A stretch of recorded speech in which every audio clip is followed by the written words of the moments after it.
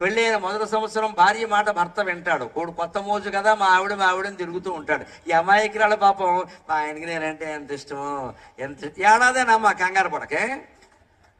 ఏడాదే, anniversary అవగానే మారిపోతాడు, అనుమానం లేదు. ఇక్కడ ఏడాది పాటు తిరుగుతాడు అంతే. యౌవనం అంతకంటే ఉంది, అందరికీ తెలుసున్నది.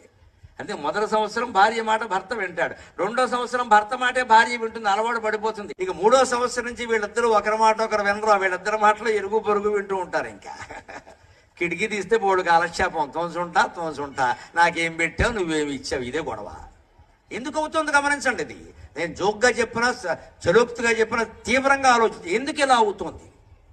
పెళ్ళైన మొదటి సంవత్సరం ప్రేమించినటువంటి భార్యను 30 ఏళ్ళైనా ఎందుకు అదే ప్రేమని మనస్సులో పెట్టుకోలేకపోతున్నాం. మనం శరీరాన్ని ప్రేమించాం, ఆవిడ మనస్సును చూడలేదు, ఆవిడ తత్వాన్ని చూడలేదు, ఆవిడ సేవను చూడలేదు, దేన్ని చూడాలి, శరీరాన్ని చూసాం మనం. అందంగా ఉంది లేదా కట్నం ఎక్కువ ఇచ్చింది,